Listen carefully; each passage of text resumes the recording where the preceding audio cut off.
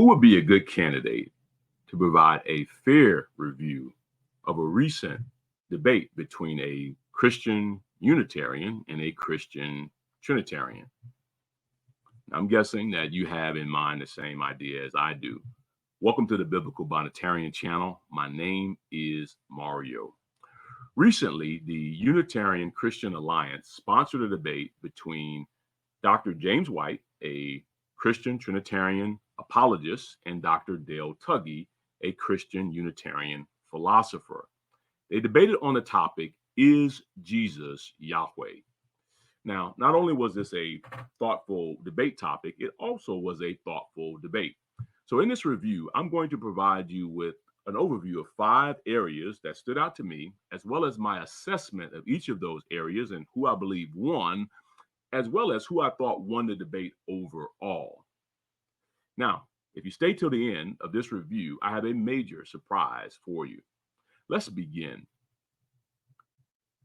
Number 1. At the outset, Dr. James White framed it as a debate over biblical texts and not philosophical views. This was very smart on his part. Dr. James White was in the affirmative, so actually he should have been on defense for the entire debate. However, what he decided to do right at the outset for his opening was to actually put Dr. Dale Tuggy on defense by saying, this debate is not about philosophical views, it's about biblical text. Now, this was smart because Dr. White knew that his opponent is a Christian philosopher. And not only is he a philosophy professor, Dr. Tuggy has actually written articles on the Trinity in the Stanford Online Encyclopedia, and they're highly philosophical. So in one sense, he took Dr. Tuggy's strength and turned it into a weakness and put him on the defense. And throughout the debate, Dr. James White repeatedly returned to this theme. Let me play a clip of Dr. White's opening so that you can hear this for yourself. Our debate topic this evening is Jesus Yahweh, and so it is going to be a biblical presentation. My thesis statement is that the New Testament writers specifically identified Jesus as the Son, as Yahweh. This is a divine truth. It is revealed in Scripture. It is not the result of philosophical speculation, creedal formulation over centuries, so on and so forth. It is a divinely revealed truth found in the pages of the Bible. As such, the only meaningful question this evening is, do the authors of the New Testament purposefully intend to identify the Son as a person distinguished from the Father and the Spirit as Yahweh?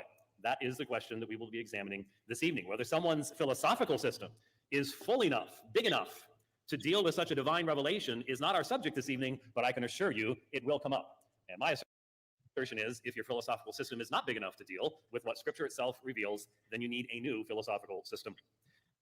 Okay, you heard right in that whole type of framing that he did. So I thought that was a good point. I want to just bring that quote up that Dr. White made about the philosophical systems. This is what he said. He says, if your philosophical system is not big enough to deal with what Scripture itself reveals, then you need a new philosophical system. So you see how he's framing it. And he basically, you see the little subtlety there. He's saying, no, the problem is not what I'm saying about the biblical text. It's that your philosophical system is not big enough to handle all what Scripture itself reveals. And you need a new philosophical system. So very well done by Dr. James White on that point. And I think that he actually utilized that very effectively throughout the debate. Dr. Dale Tuggy, on his part, ironically, when he began his opening, he actually, in one sense, kind of played to that. He started off with what's known as the likelihood principle, which is a philosophical argument. And he started arguing about hypothesis H and observation O, and it just really became very philosophical. Now the irony is Dr. Dale Tuggy was definitely making ultimately a biblical case. He's looking at the biblical text, but he framed it in philosophical terms, which really played into Dr. White's whole argument. I think he should have seen that coming. You're debating James White. He's not a Christian philosopher. He's an apologist. He's going after the biblical text.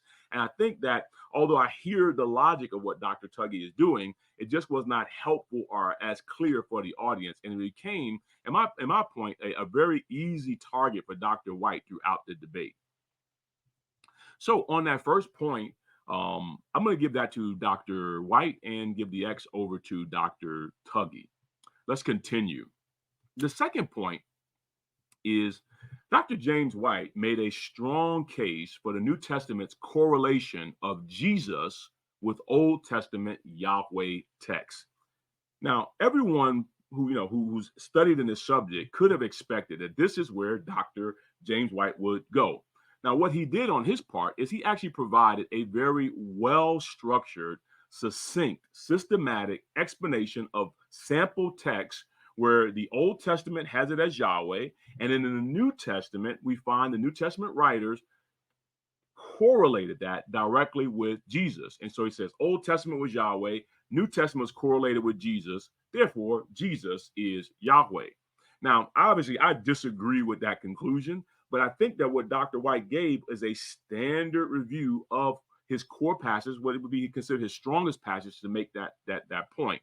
So let's actually bring up that summary. So this is what he did, and I won't go through all of these in detail, but what you'll see is that he took text, for example, like Psalm 102, all right, where you have Yahweh as the eternal, unchanging creator. And then he showed in Hebrews chapter 1, verses 10 to 12, that was correlated directly with Jesus as Lord, and arguing, okay, so therefore Jesus is Lord means Jesus is Yahweh.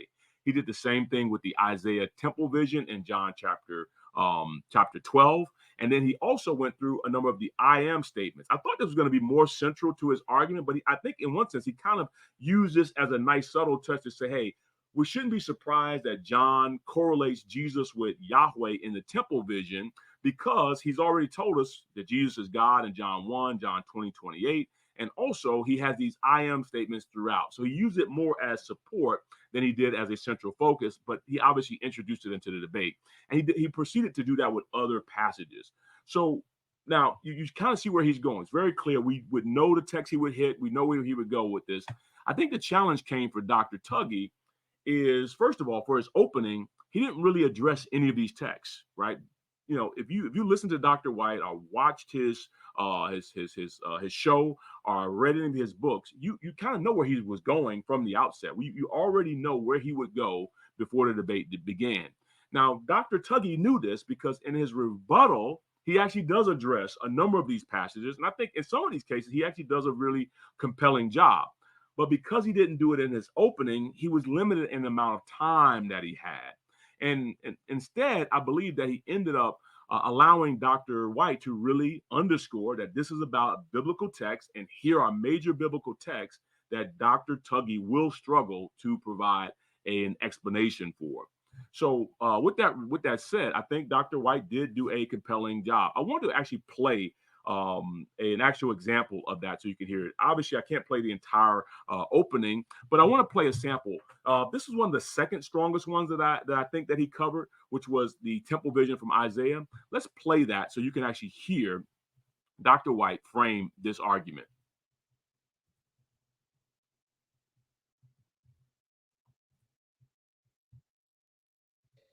Now, in concluding his account of the moving on from Hebrews 1 now to John chapter 12, in concluding his account of the public ministry of the Lord Jesus, John records his refusal to meet with certain Greeks who were seeking him, John 12, 20 through 21.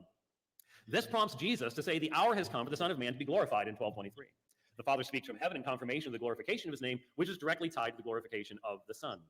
Then Jesus announces that judgment has to come upon this world. Jesus says if he is lifted up in crucifixion, he will draw all men, Jews and Gentiles, to himself, John 12:32. When the listeners want to restart already covered topics, Jesus ignores their inquiries, and after a warning, he says, he went away and hid himself from them. At this point, John explains their unbelief, even in the face of all the signs Jesus had performed. He quotes the text on unbelief from Isaiah 53:1, Lord, who has believed our report, and to whom has the arm of Yahweh been revealed?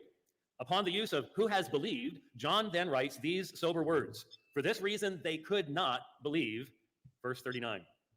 The consistent theme here is unbelief as judgment from God. To explain this, even despite the works Jesus had performed, John writes the following. For Isaiah said again, he has blinded their eyes and he hardened their heart, lest they see with their eyes and understand with their heart and return, and I heal them.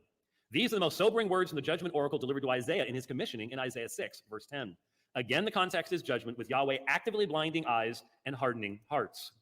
And it is here, right after quoting from Isaiah's temple vision, that John writes these words. These things Isaiah said because he saw his glory and he spoke concerning him. The him in question is easily determined. The text continues, nevertheless, many, even the rulers, believed in him, but because of the Pharisees, they were not confessing him, verse 42. So when did Isaiah see Jesus' glory and speak about him? Well, the default answer is that the closest referent, that being the citation of Isaiah 6, is the source. Hence, we look back at Isaiah 6, see that Isaiah saw Yahweh in his heavenly vision and was sent by Yahweh to deliver a message of judgment upon Israel. Isaiah sees the glory of Yahweh even in the midst of judgment, just as Jesus is being glorified by the Father, and that in the midst of judgment. This is even more strongly substantiated by the textual variant in the Greek Septuagint from which John is quoting. For in Isaiah 6:1, it reads, "And the house was full of his glory." So we have the same verb, eidon, with the same subject, the glory, in the Greek Septuagint and in John 12:41. So the most straightforward reading of the text would have us asking Isaiah, whose glory did you see? And he would respond, Yahweh's. And asking John, whose glory did Isaiah see? And he responds, Jesus's. If Isaiah saw Jesus in the heavenly temple seated upon the throne, well, the debate is over. But of course, Unitarians must try to find another reading. One that has been offered is that the glory seen is the entire ministry and work of Christ, seen more in Isaiah 53 than in Isaiah 6. Since the Septuagint uses glory a great deal in Isaiah, it is argued that we should not take the literal meaning of Isaiah 6:1 as determinative, but should instead focus on Isaiah 53. The problem here is that this requires us to take the far referent over against the near, to disconnect the theme of judgment, to adopt a highly questionable definition of glory based upon a strained reading of Isaiah 53 in a translation, all to come to a nebulous conclusion that disconnects 12:41 from the rest of the discourse. When we read John's gospel, we find him identifying Jesus as God in John 1:1 and John 20:28. The great I am in John 8:24, 8:58, 13:19, and 18:5-6. So seeing him say Isaiah saw Jesus as Yahweh in Isaiah 6:1 is consistent with John's gospel as a whole. Okay. Now that's a sample of the obviously the structure that Dr. White was going through with these types of passages. And you can hear he's getting down to the original languages. He's looking at the Septuagint versus the Gospel of John. He's getting particulars. He's anticipating objections and other things of that nature. Very well structured, very well argued. Obviously, I disagree with the conclusion, but I think that he did a good job of actually framing his case in that regard. So just to bring that point home, I actually feel on that particular point that Dr. James White actually, he won that particular point. And I think that overall, what you can hear is that James White was very confident in his defense, and he came prepared to actually make what he thought was the most compelling case. Okay, let's continue. Number 3, Dale Tuggy focused on the difficulties of the incarnation instead of the topic of the debate. This was a tough part actually for me to watch. I'm going to play the clip of Dr. Dale Tuggy's opening, and so you can hear it for yourself in his own words. However, one of the things that really jumped out to me is that Dr. Dale Tuggy came prepared to make a philosophical case about biblical content. And as I said before, you should have anticipated that Dr. White was going to frame the debate as that being a negative and what he was doing as a positive. And so I was a little bit surprised that, Dr. Dale Tuggy did not utilize or maximize his opening to frame the debate as, okay, I have a complete awareness of where Dr. White is going, and here are all the texts he's going to say, and then point to the weakness in those interpretations overall, and then basically put Dr. White on defense. But what instead he decided to do was actually begin with a philosophical argument that Jesus is man and not the God man. And you're going to say, what? Yeah, I have the link to the original debate in the description. And you're going to say, well, why didn't he stick to the topic? And that's my point exactly, is that I think this was a strong case that he was making, but I thought it was a strong case that was for the wrong debate. And that to me is actually was not beneficial. What Dr. Tuggy actually focused on in that section in his opening was an example of the likelihood principle, right? And I won't go into all the details of it, but he began to immediately, to employ philosophical language. You have hypothesis H, you have observation O, and then the likelihood of this being truer than that. And at that point, by the way, what he's saying is, unfortunately, he's actually arguing about biblical content, but because he's using that philosophical approach, you're immediately saying, okay, he is actually arguing for a philosophical view. And I think that at that point, not only was he arguing for a philosophical view, he was focusing most of his attention on, is Jesus the God man? Now, he goes on, he provides 9 observations to basically make his case throughout all of those. He said any one of those can make his case, but obviously, and these, by the way, these are really good points. Some of these are really well thought out. This is obviously Dr. Dale Tuggy's strength, but that's not the subject of the debate. And if he agreed that the debate would be, is Jesus Yahweh, he shouldn't be now kind of doing a side debate here on whether or not Jesus is the God man. That's my opinion. Let's actually play a sample of this so you can hear it for yourself. And you make the assessment and let me know in the comments what you think. Here's Dr. Tuggy's opening. Good evening. Is Jesus Yahweh? Well, not according to the New Testament. The debate question, is Jesus Yahweh? You might think that the positive answer to that would be that Jesus is the same person as Yahweh. Now, that is what many confused Trinitarians think, even though the statement Jesus is Yahweh is not in any official Trinitarian creed. But I'm going to charitably assume in my opening here that Dr. White's view is that Jesus is both human and fully divine. I will establish that the New Testament Jesus is a real man who is not fully divine, which rules out his being Yahweh. My case assumes the authority of Christian scriptures. It's based on numerous positive facts about what is in the New Testament and negative facts about what's not in the New Testament. My position will not imply any contradiction, and my arguments can be understood by anyone reading any major Bible translation. My case will not beg the question.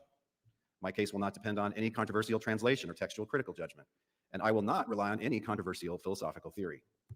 But first, I have to explain a certain style of reasoning to you that I think you already understand, because it's part of the common sense that God gave you, and it's also widely employed in the sciences. Philosophers call it the prime principle of confirmation, or the likelihood principle. Don't be scared by the formulation. It'll make sense in a minute. It says that some observation O favors hypothesis 1 over hypothesis 2 when the probability of O given the truth of hypothesis 1 is greater than the probability of O given the truth of hypothesis 2. I'll give you two concrete examples to help you understand this style of reasoning, because like I said, I think you already understand it. You just don't realize it. You ever watch those true crime shows on TV? Right? So somebody's been murdered, this guy's been accused, and they find the DNA of this accused guy on the dead body. Okay, and everybody watching at home goes, oh, they got him. Boy, how's he going to defend himself against this, right? They're reasoning in this style, right? Because the observation is that this guy's DNA is on the body. That is expected if he killed her, and it'd be very surprising to find that DNA there if he's innocent.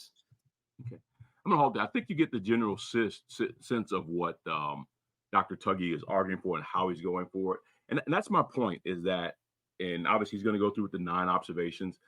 Strong case, wrong debate. And the fact that he's doing it in a philosophical framework actually, in one sense, kind of, gives him a weakness on that point, because this, Dr. White had framed it. This debate is a debate about the biblical text. So on this this third point, I'm actually going to give another X to Dr. Dale Tuggy. And as a result, that actually helped Dr. White. So he gets the check there. Let's move forward. Number 4. I believe that Dale Tuggy handled the Jesus is Lord Yahweh text as difficult text. And to me, that actually did not help his case overall.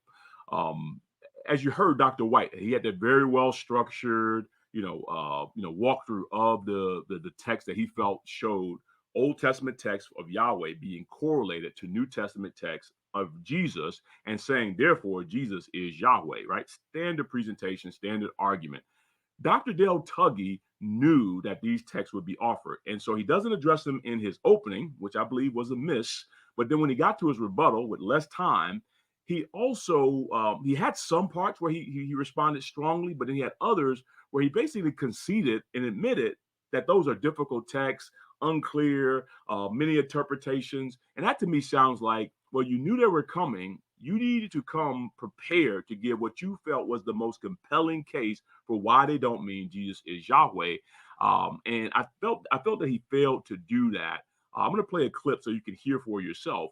I will say, when he covered the passages on John, and he obviously knew where Dr. White would go on John, he did a good job. I thought his argument on John was actually one of the strongest things that he did scripturally in the debate.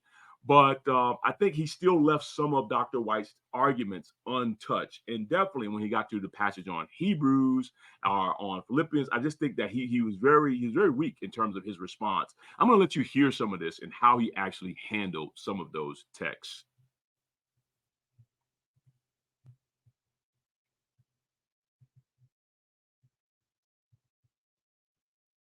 In White's view, the deity of Christ was revealed before any New Testament book was written, and so it is everywhere presupposed there. If that were true, then the author of Hebrews would be laboring throughout chapter 1 to show that a fully divine person, or Yahweh in the flesh, has recently become superior to angels, which is an absurd thing to mount an argument for. Dr. White has chosen to base his case in part on one of the most difficult texts in the New Testament, Hebrews 1, 10 through 12. Interpreters have come up with as many as 7 ways of understanding what the author is doing here. Most, like Dr. White, suppose that in verse 10, when the author simply writes "and," he wants us to mentally repeat his formula from verse 8 of the Son he says. That makes the Son the subject of verses 10 through 12. But as Dr. Thomas Gaston has pointed out in a recent article, a couple of times later in the book, this author tacks on an extra quote or two using a simple connective phrase, but the leading formula should not be understood as thereby repeated. So in chapter 2, he introduces his first quote by saying, "Jesus is not ashamed to call them brothers, but it's a mistake to repeat that introductory formula for the second and third quotations." Similarly, in 10:30, the author introduces a quote with the preface, "For we know the one who said, but we're not to for we know the one who said," that's the intro, "but we're not to insert that intro before the second quotation, which is in the voice of Moses, not Yahweh." The writer stays on a theme as he deploys his several quotations, but in a way where we shouldn't think the introductory phrase is being abbreviated by the connecting words in these two cases, and again, is what he says, Kai Pauling. Now go back to 110 through 12. Too many readers, I suggest, mentally insert the introductory phrase again after the author's simple "and." I would suggest that's a mistake. He's just mentioned the Son's God, and so now with God in mind, he's going to continue on his theme of the forwards eternity of the Son's reign. The basis of this unending reign, he is saying, is the unending God who established it. So the Lord of verse 10 is God, not Jesus, just like in Psalm 102. Interestingly, in the whole 9-volume Ante-Nicene Fathers set, there are 0 references to Hebrews 1, 10, 11, or 12. Why is that? Well, my interpretation explains why. It would be that early readers took these verses to be about God, not Jesus, and all early Christians agree that the Creator is the Father, like all the early creeds say. So, Okay, I think you have a general gist of what Dr. Tuggy was arguing in that particular section. And obviously, my case is by him coming out, he really said these are difficult texts. He kind of prefaced it with that, but also I think he kind of struggled to actually come up with a very solid, response to Dr. White. And I'll add as a Binitarian, his argument that the "and" there is between verse 8 and 9, and then the section that follows in 10 through 12. That's a very weak argument. And actually, even the verses that he cites from chapter 2, 11 through 13, actually, when you actually read them in their context, they actually, especially when you understand the quotation that they're from in Isaiah chapter 8, it actually argues against this case. I was actually very surprised that he went that route. It's very easy to actually show that that's not the case. That "and" there connects that preceding to what follows. And so on that point, I felt that he actually did himself a disservice, and I actually give him a 4th X on this. And obviously that goes in favor of Dr. White, who actually framed the debate. This is about biblical texts. And I think there, because Dr. Tuggy struggled to mount a very strong, biblical response to Dr. White, he gets an X on it and Dr. White gets the check. Okay. The final one. I believe that, fifthly, that Dr. Dale Tuggy inadequately challenged Trinitarian terms and concepts. Now, I knew during the debate, at some point, Dr. Dale Tuggy is going to absolutely hammer the inconsistencies of the doctrine of the Trinity, especially as it correlates with biblical teaching. And also, it leaves a lot to be desired. He does that in his articles. He does that in his podcast. He's really effective at that. In fact, if you want to see him do it even more effectively, you should just watch the review that I did of the debate between him and Dr. William Lane Craig. And a debate which Dr. Tuggy actually won, in my opinion. If you see that review, you'll see the case for it. He did a masterful job of actually really getting Dr. William Lane Craig to admit to the inconsistencies of traditional or creedal Trinitarianism, so much so that Dr. Craig pretty much abandoned it at the outset of the debate. And Dr. Tuggy was, he was kind of in the zone on that. I do feel that in that debate, he also struggled with the biblical text once Dr. William Lane Craig marshaled those, but William Lane Craig didn't do it as thoroughly as Dr. White did. And so as a result of it, Dr. Tuggy, he took 1 or 2 hits there, but he largely kept the focus on Dr. Craig and kept him on the defensive. And in this particular case, when he tried to do the same thing with Dr. White, he really didn't deliver it in an effective way. He mentioned it in passing a few times. He also mentioned it in the closing and in his cross-examination. He tried to do it, but he just really didn't have it well formulated, well staged to actually show those inconsistencies. And he also didn't tie it back to the main topic of, okay, you're saying Jesus is Yahweh, but you're also saying, he should have done it something like that to show, hey, you're really arguing for something bigger, and there are inconsistencies there that you now have to account for that are not accounted for in the text. So on that point, I also, give Dr. Tuggy a fifth X on that. And obviously that goes in the favor of Dr. White. And so it also sounds like, as you listen to the debate, when that happens, when he doesn't deliver that successful argument, it sounds like what Dr. White has been saying all along, that's your limited philosophical view that's not big enough to handle all that Scripture itself reveals. And then obviously he's able to make the play that is what the failure is, and not the belief in Jesus as Yahweh. So at this point, I think it's pretty obvious to everyone who I think won the debate. Okay. So let's just declare it. Dr. James White won that debate between him and Del Tuggy over is Jesus is Yahweh. Now, I just want to say, just mention in passing just a few other things. I think overall the debate was not highly contentious. There were a few parts where I thought that some things were stated a little bit, negatively, more negatively than they should have been. I think Dr. Tuggy, as the debate progressed, started to get just a little bit more negative, a little bit more frazzled, so that by the time you get to his closing or even in other sections, he just comes across a little bit more negative than he needed to. He did not do that in the debate with William Lane Craig. He was very calm, very cool, very controlled. I think he had the upper hand in that debate. James White, for the most part, was mostly composed. I do think there were a few points where he's doing some debate tricks, like when he came in his rebuttal and says, hey, I have nothing to respond to because my opening case was not rebutted. Now, he knew that Dr. Tuggy was going to do a rebuttal, but, he obviously, played that to his benefit and said, hey, and one thing I think he's saying, Dr. Tuggy didn't do what James White would have done if he were in the negative. And so he calls him on it. And also, I think in the closing, I think James White goes a little bit negative.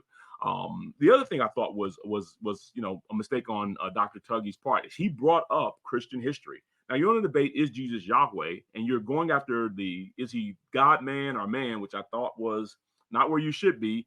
And in the process, you start mentioning Christian, history. And then you leave the door wide open for James White to respond. James White trying to keep it on the Bible. You're saying it's on the Bible. And then you open the door for church history. And James White walks right through it and says, okay, you want to argue that this view of the God man is something that is, came much later. And he just starts giving him a litany of quotations from early church leaders who basically, for all practical purposes, say Jesus is the God man. By the way, that's one of the strength of Trinitarianism. And I thought that was unwise of Dr. Tuggy to bring that up. He should have stayed on the biblical text. One of the other things that I thought, and I just want to bring out, I thought that their cross-examination section was weak. This was a surprise to me. James White is pretty much known for the strength of his cross-examinations. And it was, kind of meh. I thought Dr. Tuggy's cross-examination was also meh. And then I think by that time, both gentlemen were tired, but it really wasn't this intense type of cross-examination I expected. And there were a few times where I thought James White had Dr. Tuggy, and he just kind of went to the next question when Tuggy wouldn't answer. I guess in the way that he thought he should. But they just kind of went through it, and then they went to the question and answer period, which in one sense I thought the question and answer period was actually better than the cross-examination. And for me, that's usually the opposite. So just to put that on the note, a final point is I actually thought that Del Tuggy did himself a disservice. I mean, I believe he was being very transparent, but in those observations that he listed, he also added some bonus observations, which I think, anyone who was listening in the audience, and I definitely listened to it, would have said, did he really argue for what I think he just argued for? He had some bonus things that he thought are inconsistent with the God-man hypothesis. And basically that God is timeless and not temporal, and that God is immutable and not unchanging. He's basically saying like, hey, by the way, if you believe those things, then those are some additional disconnects. And then he pretty much, later on acknowledges that he doesn't believe those things. He doesn't believe that God is timeless. He doesn't believe that God is immutable. To which, anyone listening is gonna say, like, what? And Dr. James White goes right after it, once again demonstrating that's his philosophical view and not the biblical text. And I actually disagree with Dr. Dale Tuggy on all of those points. And I think, once again, that Dr. James White used that to his advantage. So as I stated, Dr. James White was the winner, and Dr. Dale Tuggy actually did not perform as well in this debate as I expected him to. So what's my surprise? Well, for those of you who've been paying close attention, the Biblical Binitarian channel is nearing our 1,000 subscriber mark, if we haven't hit it already. And I just want to first of all say thank you to not only the subscribers, but all the people that like videos, share videos, comment on it, email me, reach out, and especially for those who give what I consider to be not just supporting comments, but also give me challenging questions. You're engaged, whether you be Trinitarian or Unitarian, you actually are respectfully engaged. And that's what this channel is about. And I just want to say thank you to all of you, all of the viewers. But more importantly, if you think that this channel is delivering substantive content that's Christ focused and Christ honoring, and that we're raising questions that you may not hear raised elsewhere, then you should definitely subscribe to this channel, because we have more coming for you. And one of the biggest surprises I actually have is, after listening to this debate between Dr. James White and Dr. Dale Tuggy and hearing the strong case that Dr. White was making biblically, I said, you know what? In honor of our 1,000 subscriber mark, I'm actually going to post a video in which I basically respond to James White's strongest arguments from the debate. And I'm going to give a biblical response to what his case is and what I think the weaknesses of them are. So you're going to want to watch that video. You'll see the link coming up next. And as always, remember us in prayer, and grace and peace ×2. Thanks for watching, and thanks for subscribing.